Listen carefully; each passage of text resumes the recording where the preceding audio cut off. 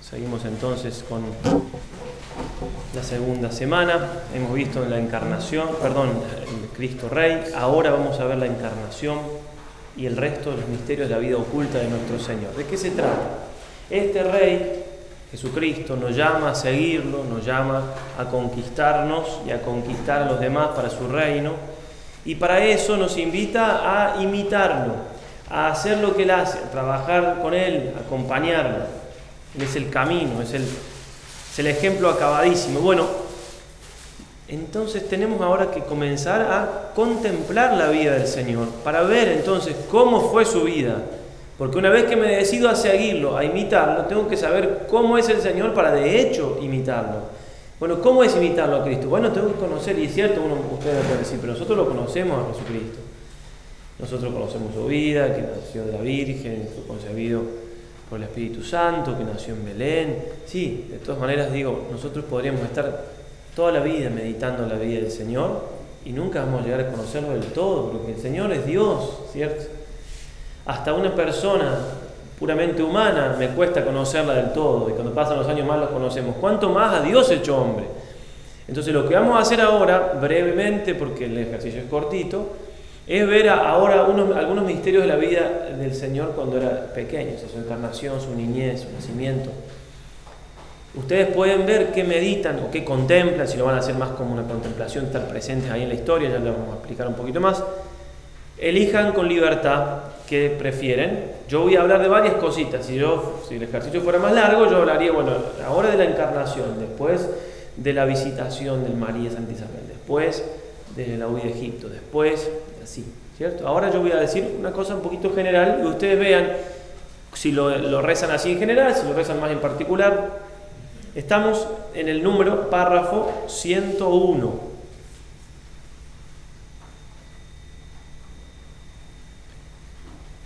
Y dice así: el primer día y la primera contemplación es de la encarnación y contiene en sí la oración preparatoria, tres preámbulos y 3 puntos y un coloquio. Yo voy a ir simplemente a la petición, que es lo que vamos a tomar, porque es la misma petición para toda la segunda semana, que se contempla la vida de Cristo hasta la pasión. Y dice así: demandar lo que quiero, número 104, será aquí demandar conocimiento interno del Señor que por mí se ha hecho hombre, para que más le ame y le siga. Conocimiento interno del Señor, conocimiento interno del Señor, profundo, que por mí se ha hecho hombre para más amarlo y seguirlo. Esa petición es muy importante y es algo que tenemos que tener como un latiguillo y repitiéndole al Señor, robársela si se quiere, como el buen ladrón le robó ahí en el último momento la santidad, pedirle al Señor como esa viuda inoportuna del Evangelio. Bueno, vamos a la encarnación. Como digo, pueden ser estas meditaciones, como ya estamos haciendo la vida de Cristo, pensando en la vida del Señor, pueden ser hechas más como contemplación. La contemplación, San Ignacio dice, es estar en la escena como un esclavito indigno ahí. Si es en el nacimiento, estar ahí, sirviéndole a la Virgen, alcanzándole algo, estando ocultos ahí, estar en la escena. Mientras más real sea eso, aunque sea en la imaginación, obviamente, mientras más real, más fruto se saca. ¿Por qué? Porque los misterios de la vida de Cristo, así como uno puede recordar a una gran persona que haya hecho una gran obra y me puede iluminar a mí, tal conquistador o tal, San Martín que usó los Andes, y la conozco la historia y yo tengo que hacer cosas grandes en mi vida. Bueno, si la historia de un ser humano me puede ayudar en ese sentido, muchísimo más la historia de Jesucristo, Dios hecho hombre. Porque como dice el Catecismo de la Iglesia Católica, la vida de Cristo participa de su eternidad y domina así todos los tiempos. Entonces no es solamente recordar que Cristo se encarnó. De algún modo, cuando yo recuerdo que Cristo se encarnó, se encarna de nuevo. Es un misterio. Sabemos que Cristo se encarnó hace 2000 años. Pero el mismo San Ignacio, este librito está aprobadísimo por la Iglesia, cuando habla de la encarnación dice, así nuevamente encarnado. Y como que de algún modo, como Cristo se encarnó hace 2000 años, pero es Dios, y el catecismo me dice que los misterios de la vida de Cristo dominan toda la historia, porque son parte de su eternidad, entonces no es algo solamente que estoy recordando. Por ejemplo, Santa Teresa de Ávila se despertaba de noche a veces, se quedaba así sin poder dormir, ¿y qué hacía? Acompañaba a Cristo en el huerto de los olivos. Y uno dice, ¿qué? ¿Está mal eso? ¿Es una imaginación normal? No, no está mal. Los santos lo vivían así, mucho más contemporáneos los misterios de la vida de Cristo. Y así también saben que muchos santos han vivido el viernes la pasión del Señor, la contemporaneidad. Y eso, como dice San Agustín, y como lo dice también el Papa, si mal no recuerdo, Pío XI, en la encíclica sobre el Sagrado Corazón, sobre reparar al Sagrado Corazón, dice, ¿cómo vamos a reparar las ofensas al Sagrado Corazón que sufre por nosotros y Cristo ahora está en el cielo y ya no sufre más? Y el Papa dice, responde con San Agustín, que dice, dame un corazón que ame y entenderá lo que digo. Diciendo, hay cosas de estos misterios que son difíciles, pero así lo han vivido los santos. El Beato Francisco, así como la Beata Jacinta, que ahora van a ser canonizados, de los pastorcitos de Fátima, así como ella había quedado admiradísima por el tema del infierno, y el tema de ella era el infierno, y no quería que las almas se fueran al infierno, y ofrecía sacrificio para que se salven, y era su tema.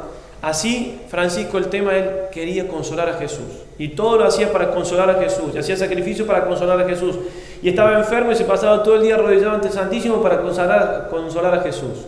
Y uno dice, ¿que estaba mal ese niñito que quería consolar a Jesús? No, porque no es el único santo que lo ha vivido así. Una contemporaneidad con el Señor, con la vida de Cristo, que brota más que del conocimiento, del amor. Pero obviamente que el conocimiento ayuda muchísimo. Esta manera de rezar más contemplativa, más estar ahí presente, pide un poco más de serenidad, digamos, porque hay que buscar un poquito más, no es que mi cabeza está procesando tanto, es una cosa más como quien, bueno, describime esta planta, y bueno, me pongo a escribir rápido, tiene esto, lo puedo hacer rápido, yo sé de plantas, entonces, bueno, ahora digo, contemplemos la planta y tratemos de sacarle alguna enseñanza para nuestra vida. Bueno, uno tiene que estar más sereno, tiene que mirarla más y ver y reflexionar, una actividad como más tranquila, ¿no? De algún modo así también es la contemplación, es un ver con el corazón, con la imaginación, pero más pausado, más tranquilo, y yo tratando de ir sacando consecuencias para mi vida. Eso siempre, San Ignacio pone la palabrita reflectir en mí mismo, reflexionar en mí mismo y sacar provecho. Entonces, esa es la tarea. Si no le sale, pueden intentarlo, y si no le sale, bueno, entonces no hay ningún problema. Lo que pueden hacer es directamente hacer meditación, o sea, ir pensando, bueno, Cristo se encarnó por esto, y sacando consecuencias para mi vida, como lo hemos estado haciendo hasta ahora. De la encarnación, ¿qué vamos a decir? San Ignacio lo que nos hace ahí, nos hace poner 3 escenas. La escena, imaginarnos a Dios, que ve que los hombres necesitan de un Salvador, y entonces decretan la encarnación. Imaginarnos por otro lado la humanidad necesitada de redención, necesitamos de Cristo, se necesitaba antes la encarnación y ahora también, porque vivimos en una sociedad sustancialmente apóstata, que quiere decir que en cuanto sociedad al menos se ha alejado de Cristo, ¿sí?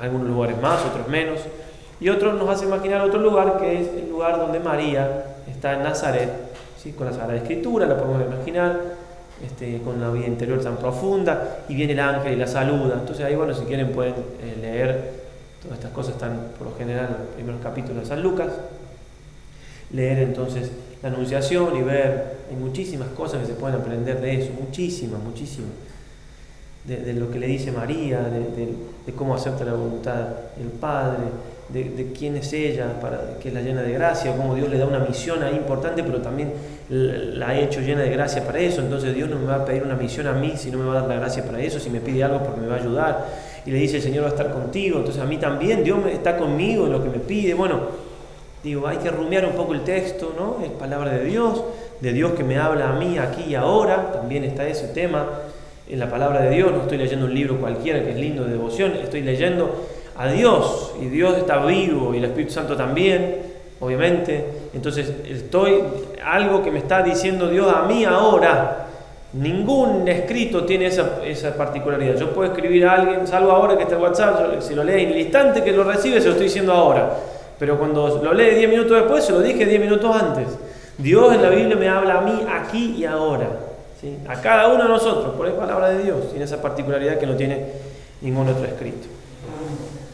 Tratar de ver también acá en el acto de la consagración de Dios, de la encarnación de Dios, perdón, y en el acto de aceptación de María, algo importantísimo que es lo que estamos buscando en estos ejercicios, y es la importancia, lo fundamental de hacer la voluntad de Dios.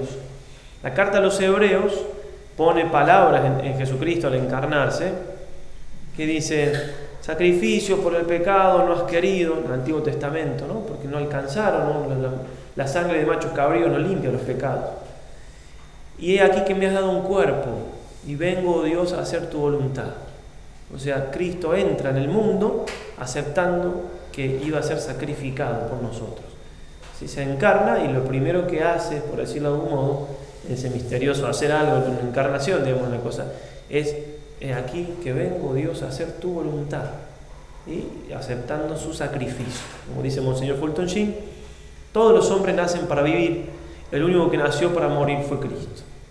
Él nació para morir, porque en la muerte de Cristo iba a estar su misión más importante, la salvación de todos los hombres. Y María, una vez que escucha al ángel, que le pregunta cómo va a ser eso, porque ella tenía decidido no tener intimidad con varón, porque dice: no conozco varón, significa no conozco, no conocí, no conoceré, sino para que le va a preguntar eso al ángel. No conozco varón, pero conoceré varón, tendré intimidad con varón. Yo entonces entiendo, el hijo que voy a tener va a ser hijo de Dios, o sea, va a ser, pero no, ya tenía decidido con esa cosa eso. Por eso también le pregunta: la Virgen quiere hacer la voluntad de Dios, pero ya había visto que la voluntad de Dios era que ella sea virgen toda la vida. Entonces ahora aparece un ángel y parece que le quiere cambiar eso. Entonces pregunta bien, ¿no? Y ahí el ángel le explica que eso no cambia, pero que Dios tiene planes más maravillosos. Entonces cuando la Virgen ve, la Virgen responde con ese sí, ese fiat, ese hágase, también ejemplo para nosotros, es lo que tenemos que lograr. Y uno dice: bueno, ¿cómo no va a decir que sí a la voluntad de Dios? La Virgen, si es tan hermosa, sí, pero cambiaron sus planes, y además que algo de sufrimiento tiene que haber captado la Virgen ahí, ¿sí? ¿Por qué? De sufrimiento en el sentido de lo que iba a pasar Cristo, porque Dios le está pidiendo un sí a ella, a todo lo que vino después, también a estar al pie de la cruz. Y obviamente que si le pide ese sí, de algún modo se lo hace conocer, aunque María después puede haberlo entendido mejor. Por ejemplo, cuando Simeón le dice: una espada atravesará tu alma. Pero algo sin duda de lo que venía, María aceptó ahí, ¿sí? Estaba haciendo la Virgen, era como hablando en nombre de toda la humanidad, ¿sí? Como un desposorio entre Dios y la humanidad, y la esposa que hacía las veces de nosotros era María. Entonces en un desposorio uno tiene que saber a qué le está diciendo que sí, o sea, qué es lo que es ser esposa, ser esposo. A lo mismo pasa en la encarnación, ¿no? Entonces María heroicamente, fiat, y ese fiat hasta el último, hasta la cruz, hasta el último suspiro de su Hijo, que es lo que nosotros tenemos que lograr en nuestra vida: decirle que sí al Señor y mantener perseverantes ese sí. Podemos después también meditar el misterio de la visitación de la Virgen a su prima Santa Isabel, cómo María entendió el mensaje de la encarnación, porque tenía todas las excusas para quedarse en su casa tranquila. Su prima no le había avisado, ya se podía ofender por eso. Nosotros no hubiéramos ofendido. ¿Cómo puede ser que está de 6 meses? Yo no sé. ¿Qué? ¿No soy su prima? ¿Acaso no puede? Bueno, la Virgen no tiene en cuenta eso. Después, tenía en su seno, en su vientre, al Hijo de Dios. Podía quedarse tranquila, rezando. ¿Qué más motivo para quedarse en estado de contemplación ahí? Y no, sin embargo, la Virgen entendió que así como Dios se hacía hombre por los hombres, para entregarse a los demás, para darse, ella tenía que darse a los demás. Y así lo hace. Se olvida de sí mismo, de sí misma. Ese es el amor verdadero. Me olvido de mí y pienso en el bien del otro. Y entonces hace una obra de caridad, y la hace como la hacen los santos, de manera exquisita. Se levantó, no fue despacio ni a los 10 días, no. Dice el Evangelio, rápidamente se levantó y se fue a visitar a su prima Santa Isabel. Así hace el amor, la caridad, no demora. Y tenían que hacer un viaje de 4 o 5 días, 150 kilómetros en una caravana. No podía viajar sola, era chiquita, la Virgen había tenido 17 años, 16, cuando quedó encinta por obra del Espíritu Santo. Y va a visitar a su prima y hace de sirvienta 3 meses. De sirvienta, fue a servir a su prima que era mayor. Entonces vemos, la Madre de Dios, la más santa de todas las criaturas, la más digna, la más hermosa en todos los sentidos, la más pura, todo, haciendo de sirviente a su prima. Y nosotros, que nos escudamos a veces en nuestras dignidades, no sé qué, no sé cuánto, a veces no es otra cosa eso que no saber amar de verdad. También podemos meditar con mucho provecho lo que fue el hecho de que entre medio de todo esto San José decidió abandonarla en secreto a la Virgen. Y acá tener en cuenta lo siguiente: los desposorios judíos eran así. Había un desposorio primero en casamiento, entre medio pasaba más o menos un año. En ese año marido y mujer no vivían juntos, pero ya como estaban desposados podían tener intimidad.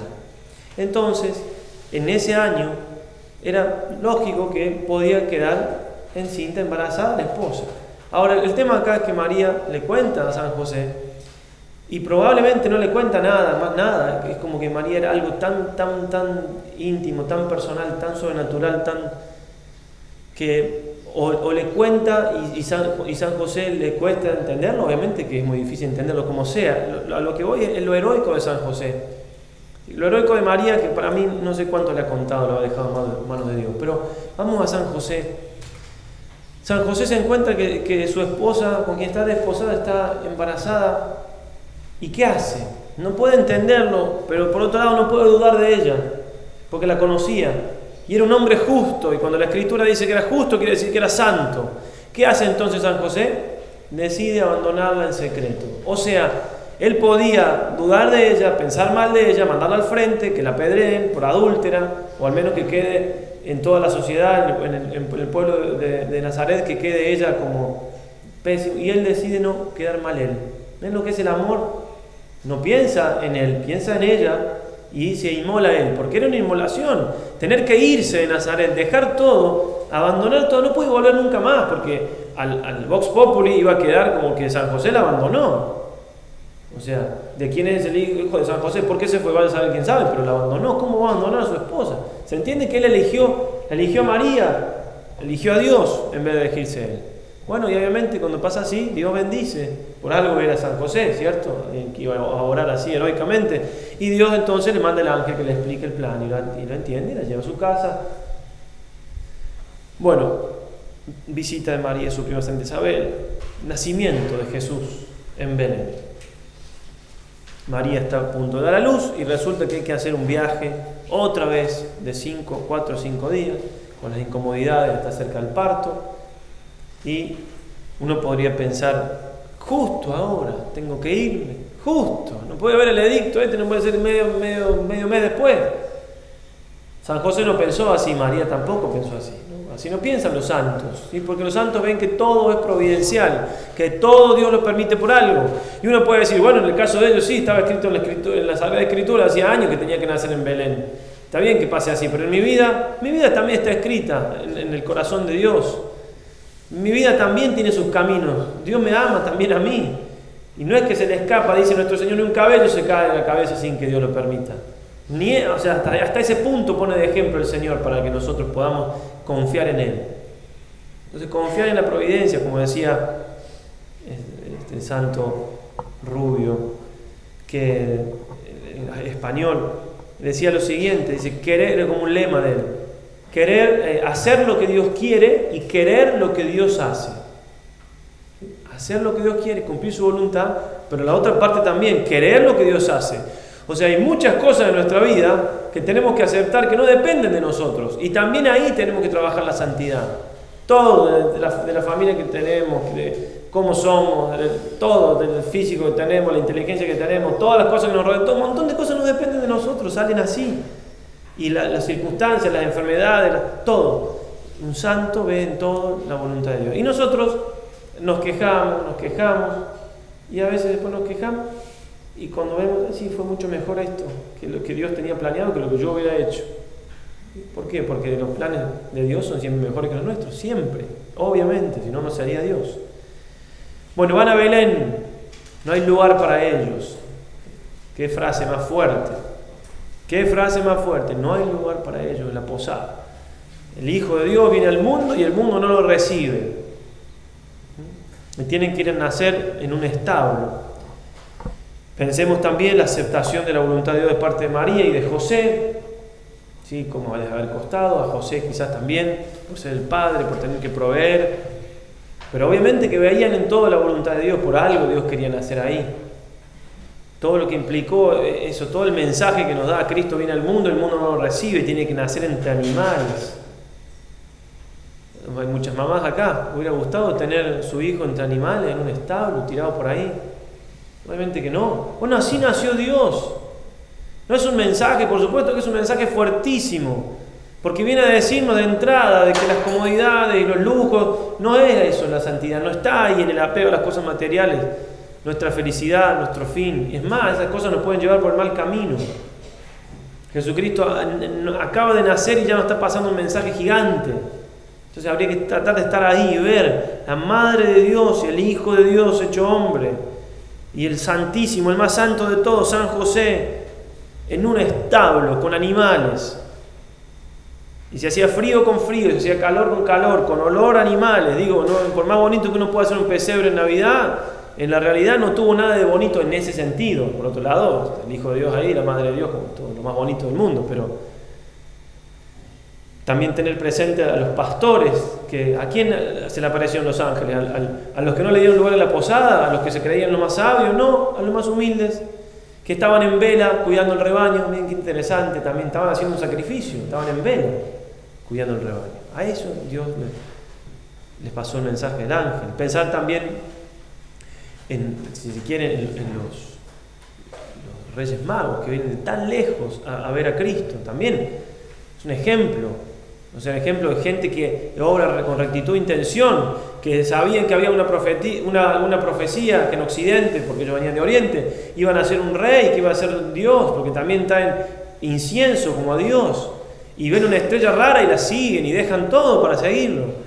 Y desaparece la estrella en un momento y entonces ponen medios humanos y preguntan. A veces Dios no me dice nada, pero tengo a quien preguntarle. Y preguntan y los mandan a Belén, y otra vez llegando a Belén, otra vez aparece la estrella y le entregan sus dones.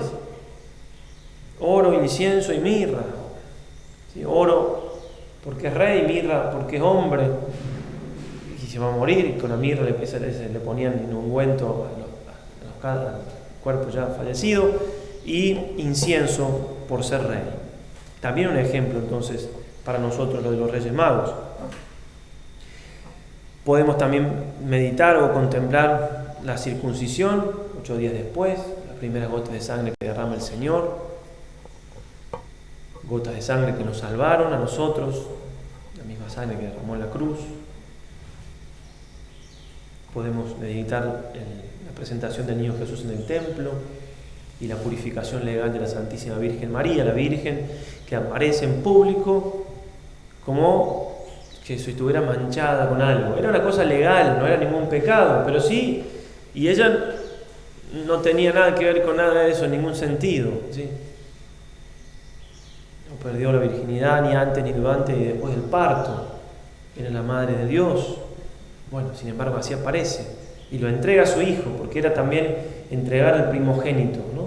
El primogénito era de Dios, se lo rescataba. Obviamente no van a sacrificar al niño, entonces se lo rescataba, sacrificaban en su lugar un corderito o 2 pichones de palomas si eran pobres. En el caso de ellos fueron 2 pichones de palomas, pero sin duda que la Virgen vio en eso un ofrecimiento de su hijo a lo que Dios quisiera, y ya empezaba a ver más claro el plan de Dios.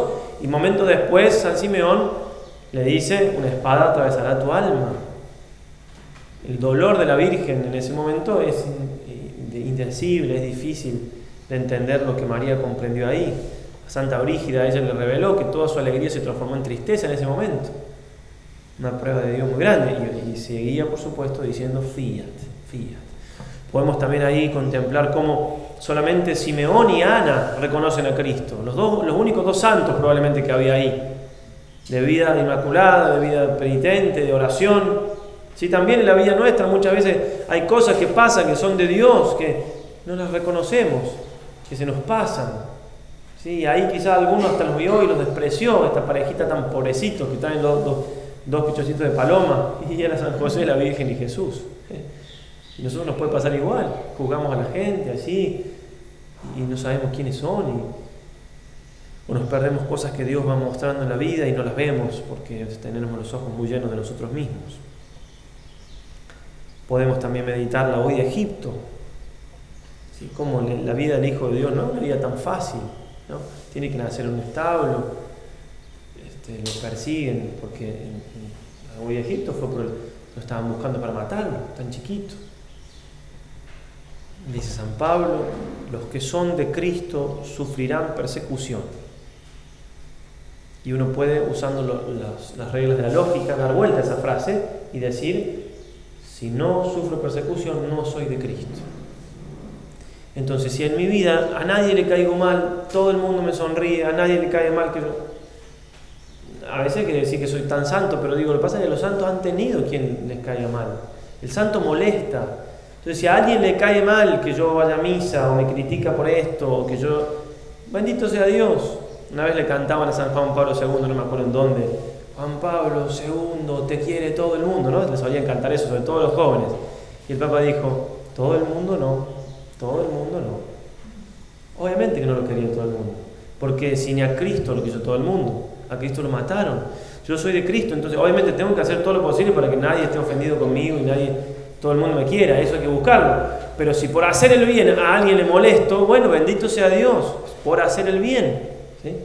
Por hacer el bien, que también hay que hacerlo de manera prudente y todo. Pero los santos, ¿sí? A muchos santos los han matado, los santos han molestado, en el sentido de que son una llamada a la conciencia, y el más santo de todos, Cristo, también molestó, en ese sentido. Es que las tinieblas le molesta la luz, y entre los ceibos molesta un quebracho, ¿sí? Es la misma idea. Bueno, entonces si hay algo de persecución en mi vida, tranquilo, bendito sea Dios, la bienaventuranza, bienaventurados seréis cuando os injurien y nos persiguen a causa de mi nombre. No hay que buscar eso positivamente, digo, si se da como resultado de hacer una buena obra, bendito sea Dios. Bueno, la huida de Egipto, el regreso. Digamos dos palabritas de la vida oculta del Señor. Dice poco y nada el Evangelio de ese tiempo, pero dice algo importantísimo, y es, les estaba sujeto. Un monje meditó 20 años de su vida esa frase. Les estaba sujeto. ¿Qué quiere decir eso? Que Jesús, Hijo de Dios hecho hombre, vivió sometido, que esa palabra suena feo, obediente a José y a María durante 30 años. Todo lo que nos cuesta a nosotros obedecer a la autoridad humana, porque nos falta esa visión de fe, de que la autoridad viene de Dios, y cuando obedezco a una autoridad legítima en cosas legítimas, porque nadie nos puede mandar a pecar, porque ahí está en contra de Dios, obedeciéndole, estoy obedeciendo a Dios, lo dice San Pablo en una de sus cartas, lo dice San Pedro, lo dice el magisterio de la Iglesia. El primer caso, los hijos de los padres. Obviamente siempre que no le pidan, que no le manden a lo que sea pecado, y siempre que sean menores de edad. Si el hijo ve que Dios le llama sacerdocio, o la hijita ve que tiene que ser monjita, ya tiene 18 y los padres se oponen, bueno, ya está. Porque en realidad los padres están oponiendo la voluntad de Dios, ¿cierto? Pero, digo, el tema ese, todo lo que nos enseña Jesús con la obediencia, es una cosa que hablamos un poco de la humildad ayer. Bueno, humildad y obediencia van de la mano, ¿sí? Cuento una historia cortita. San Simón Estilita porque estilos en griego es columna, vivió en una columna de 17 metros, no sé cuántos años. Se subió en una un poco más chica, después más grande. Se juntaron los obispos, así en tipo concilio, decir, bueno, ¿este hombre es un santo, o es un loco, o es un orgulloso? Porque es una cosa muy particular. Entonces mandaron un delegado. El delegado fue y le dijo, Simón, están reunidos los obispos de la ciudad tal y me mandan a decirte que te bajes. Se ve que le daba toda la impresión a San Simón que era seguro que lo que estaba diciendo era cierto. Se bajó. Punto, se bajó. Y entonces cuando se bajó le dijo, bueno, no hay problema, súbete de nuevo. Ya quedan conformes. Era la prueba. Si es obediente, es humilde. Si es humilde, lo que está haciendo es de Dios. Punto. Ya está. Si es un loco, no se va a bajar. Si es un soberbio, tampoco. Bueno, si es obediente, es humilde, es un santo. O al menos lo que está haciendo es de Dios. Obediencia y humildad van de la mano, se pueden intercambiar. Si no soy obediente, no soy humilde.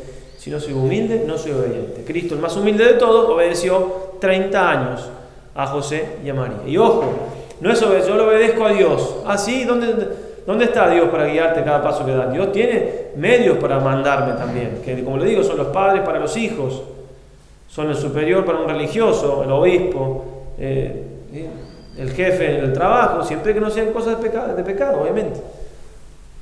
Todos tenemos a alguien a quien obedecer por lo general. Entonces, también pensar en eso, el ejemplo del Señor. Y así 2 palabritas por último, cuando Jesús queda en el templo a los 12 años, y que entre medio de todo esto, Jesús se queda en el templo, que decide estar solo como en el Padre esos 3 días. El dolor que le dio María fue también grandísimo, grandísimo. Las glorias de María, San Alfonso lo comenta de manera hermosa, todo lo que sufrió María ahí, porque pensaba que era culpa suya, que no lo tenía Cristo, etc. Lo que le puede sufrir una madre con la pérdida de su hijo, imaginemos mucho más María. Y el ejemplo del Señor de dedicarse a las cosas del Padre, ¿no? Que todo lo que implica eso para nosotros en nuestra vida de oración, a ver si dedico mi tiempo, el tiempo que tengo que dedicar a las cosas de mi Padre o no. Entonces también en ese sentido pensar y repensar cómo vamos, lo que ya decíamos ayer, si hemos decidido algo con respecto a la vida de oración, si hemos puesto los medios para ver si tenemos que rezar más y demás. Sí, ese ejemplo de Cristo, dedicarse solo a las cosas del Padre. Pedirle siempre a la Virgen, obviamente en estos misterios más todavía, que nos acompañe, que nos ayude, como dice San Juan Pablo II en la encíclica Rosarium Virginis Mariae, el rostro de Cristo le pertenece a María de una manera particularísima. Nadie como ella ha contemplado el rostro del Señor en su nacimiento, en su niñez, en su vida pública, en la cruz. Por eso a ella, como madre de Él y madre nuestra, pidámosle la gracia de poder ir profundizando en este camino de conocimiento interno del Señor para más amarlo y seguirlo. Ave María Purísima.